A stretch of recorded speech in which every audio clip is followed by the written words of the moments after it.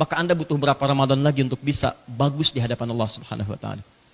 Saya bacakan hadis yang terakhir sebelum sampai kita lanjut pada kalimat berikutnya. Perhatikan baik-baik. Hadisnya di riwayat Al-Hakim Kitab Al-Mustadrak. Saya berikan tambahan pengetahuan dulu ya di ilmu hadis. Teman-teman, derajat paling sahih. Jadi nanti ada di ilmu hadis itu namanya maratibus sihah. Maratibus sihah, urutan yang paling sahih dalam hadis. Tingkat paling utama. Ya. Yang pertama diriwayatkan oleh siapa? Kalau tidak tahu katakan apa? Allahu a'lam. Baik. Pertama riwayat siapa? Bukan Allahu a'lam, ada periwayatnya ya. Tidak ada perawi hadis namanya wallahu a'lam ya. Kita serahkan kepada Allah. Pertama, ma rawahul Bukhari wa Muslim wattafaqa alaih. Apa yang diriwayatkan oleh Imam Al-Bukhari dan Muslim. Ya. Al-Bukhari dan Muslim. Ya. Tolong kalau teman-teman sudah belajar dengan kami, dibiasakan ketika menyebut Bukhari gunakan al-nya ya.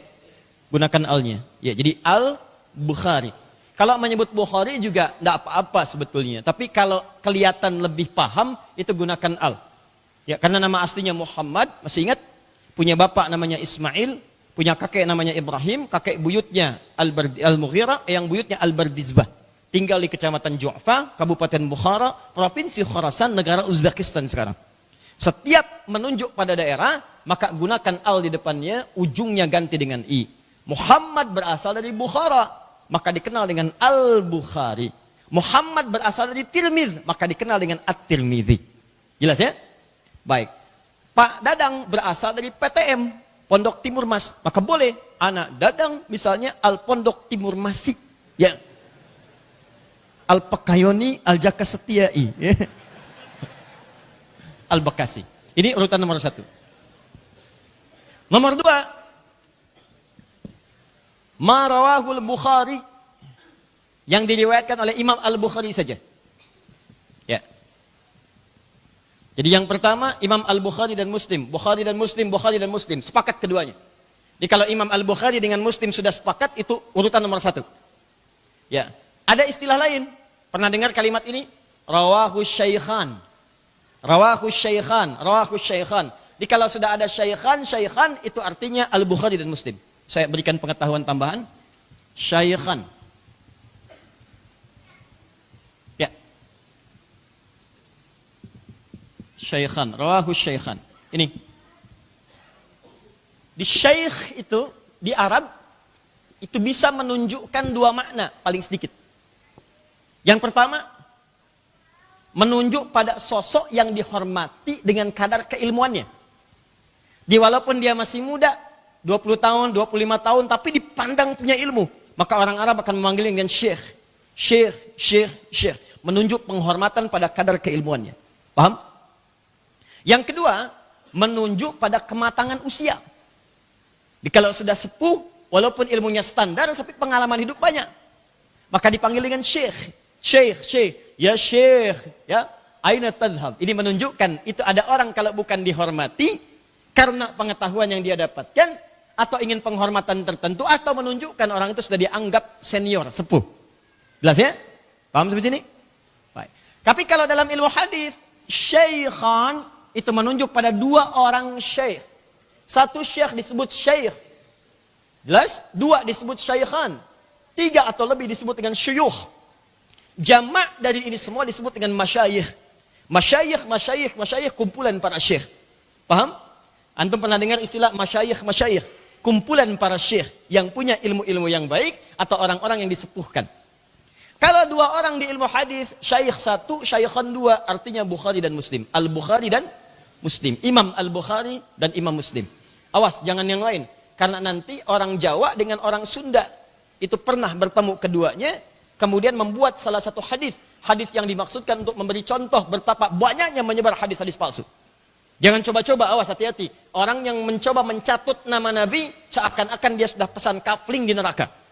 Man yatabawwa alayya muta'ammidan falyatabawwa. Man ta'ammada alayya muta'ammidan. Awas, man kadzaba alayya muta'ammidan falyatabawwa maq'adahu minan nar.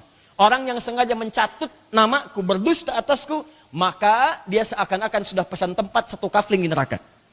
Nah dulu, maaf sekali, sepeninggal Nabi, sahabat orang-orang soleh, tabi'in orang-orang soleh, banyak orang-orang terjebak pada perebutan kekuasaan, terjebak pada intik-intik dunia. Oleh karena itu banyak pula mereka membuat hadis-hadis palsu, diantaranya untuk mendapatkan pendukung-pendukung. Ya, banyak itu. Sampai-sampai tukang terong hadis sendiri. Betul, man akala bazinjani dakhalal jannah. Siapa yang makan terong, maka bisa berpeluang masuk surga. Ya. Betul. Ada hadis tentang zam-zam, ma'u zamzama dawa'un likulli da'in. Air zam-zam obat segala penyakit. Betul, itu hadis sahih. Tiba-tiba ada orang jualan lagi, tukang terong yang lain. Al-banzinjadu dawa'un likulli da'in. Terong obat segala penyakit. Hadis palsu. Saking mudahnya orang tua kita mencontohkan. Orang Sunda ketemu dengan orang Jawa. Dua-duanya sudah sepuh. Dalam bahasa Arab sepuh disebut dengan syaikhan. Bikin kemudian rancangan hadis. Untuk menunjukkan betapa mudahnya orang bikin hadis palsu dan ini keliru. Afdalud dahri bi faisil laili kucifa wa kurifa wa ubina hatta karusa udanguhu fa idza bukhila fadriba unuquhu thalatha marat hatta utiha rawahu syaikhan. Antum enggak paham, tapi kalau saya terjemahkan enggak berhenti antum ketawa.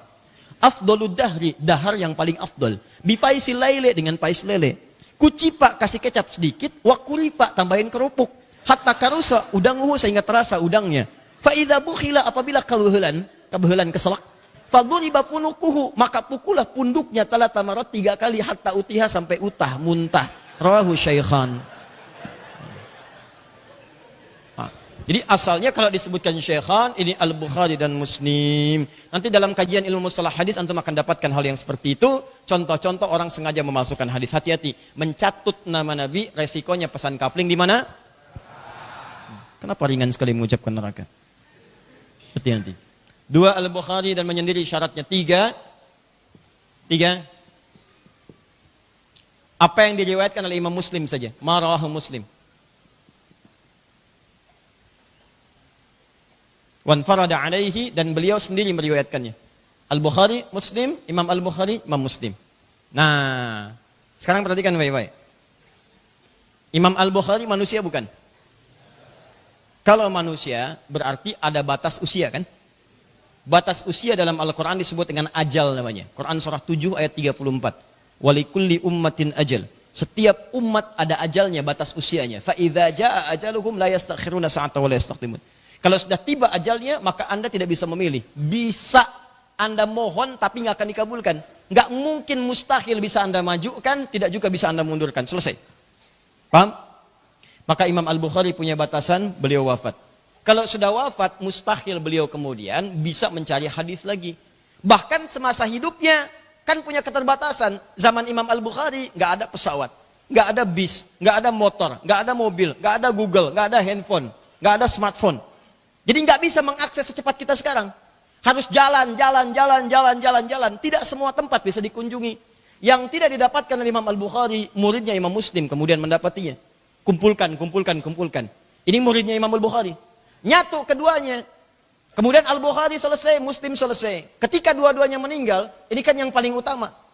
Maka ada satu orang berasal dari Naisapur. Namanya Al-Hakim. Karena dari Naisapur dikenal dengan Imam Al-Hakim An-Naisapuri. Ya, cuma orang Arab sulit mengucapkan F, fa. F ya, maka mereka biasa ucapkan dengan B. Jadi kalau P itu kesulitan. Yang F itu biasanya kata orang Sunda, ya. Orang Sunda sulit mengucapkan F, padahal itu fitnah, ya. Nah, kalau orang Arab P. Di kalau P dia gunakan ba sebagai padanannya. Dari Naisapur disebut dengan Naisabur. Maka ada Imam Al-Hakim namanya An-Naisaburi. Ya. An-Naisaburi. Beliau mengumpulkan syarat-syarat Imam Al-Bukhari dan Muslim dalam meriwayatkan hadis. Ini cerdas nih orangnya. Jadi Imam Al-Bukhari itu apa saja sih syaratnya? Syarat beliau untuk menetapkan hadis itu sahih. 1, 2, 3, 4, 5. Kualifikasinya dikeluarkan. Imam Muslim syaratnya apa saja? Kualifikasinya dikeluarkan. Setelah tahu syarat Imam Al-Bukhari dan Muslim, digabungkan jadi satu. Ada sekian syarat. Inilah syaratnya Imam Al-Bukhari, ini syarat Imam Muslim. Maka beliau kemudian di masanya mencari hadis-hadis yang belum diriwayatkan oleh Imam Al-Bukhari dan Muslim, tapi memenuhi syarat keduanya. Karena syaratnya sudah dikeluarkan, apa nih yang Imam Al-Bukhari belum dapat? Karena sudah meninggal. Apa yang Imam Muslim belum dapat? Karena tidak didapatkan di masanya. Maka saya keluarkan syaratnya, saya ikuti petunjuknya, saya keluarkan hadisnya.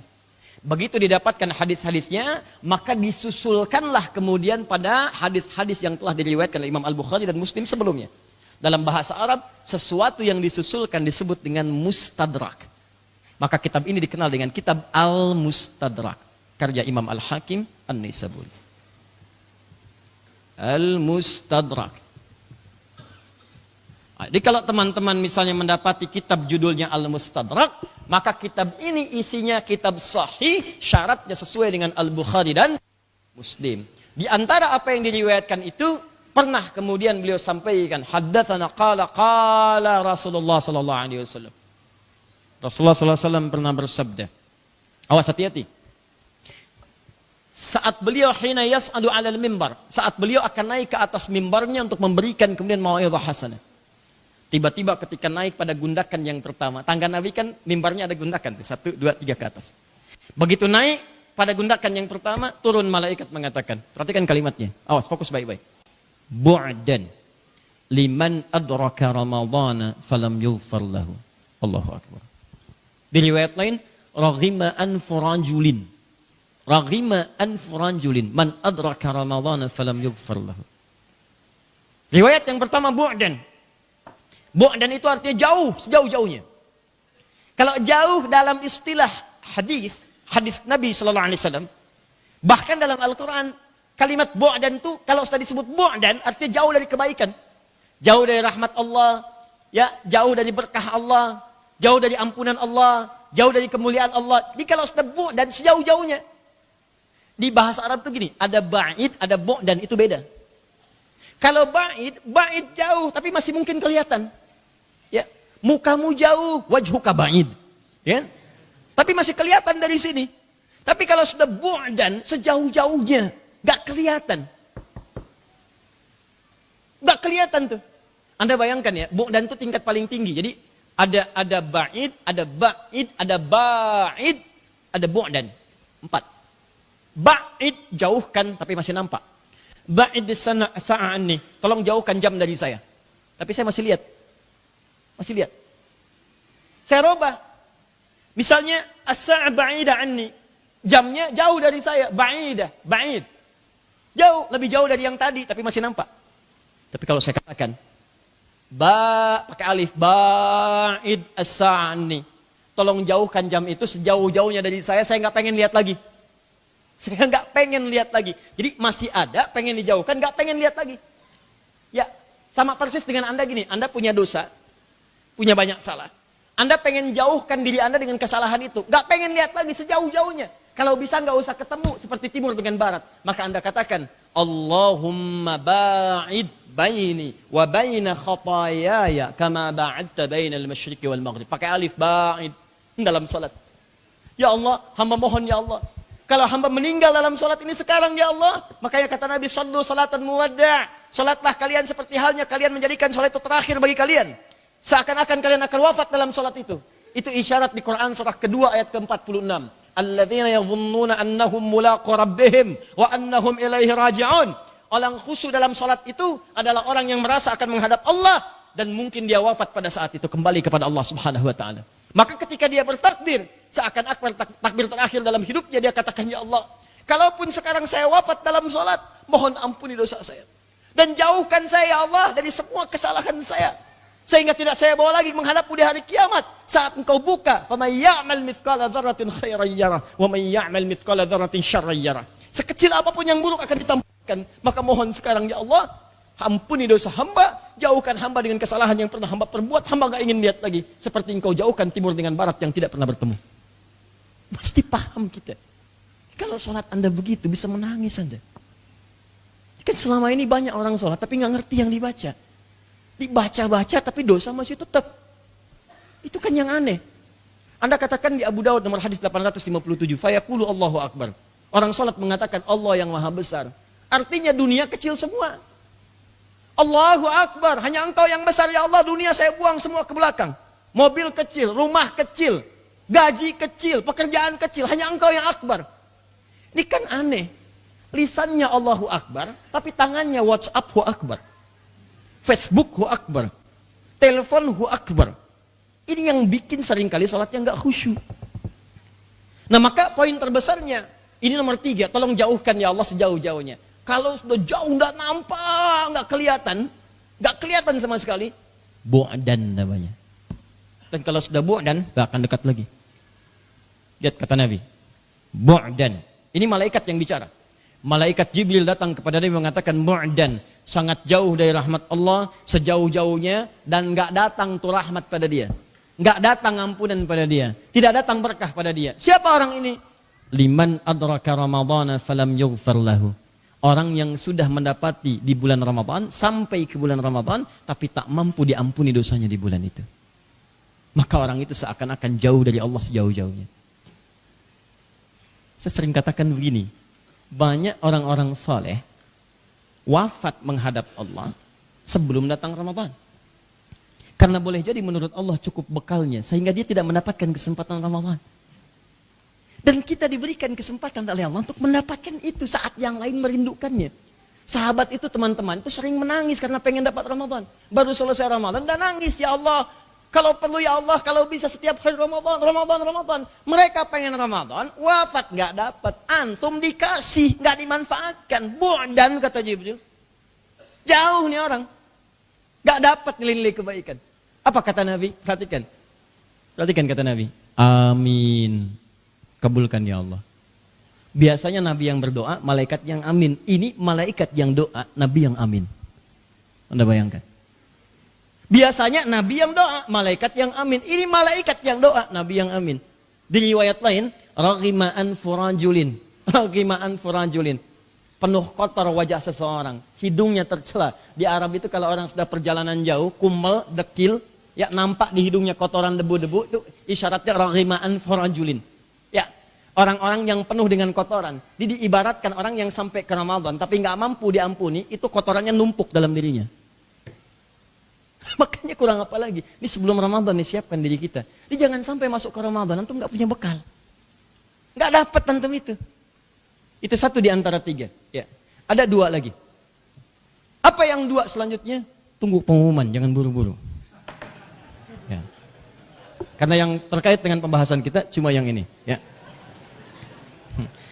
Tergesa-gesa itu dari setan. Wa kanal insanu ajula. Di surat Al-Isra, manusia itu senang tergesa-gesa. Ajul itu cepat-cepat, tergesa-gesa itu dari setan.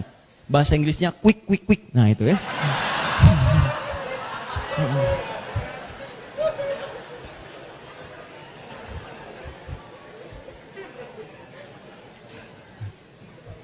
Sudah. Orangnya sudah enggak ada. Teruskan.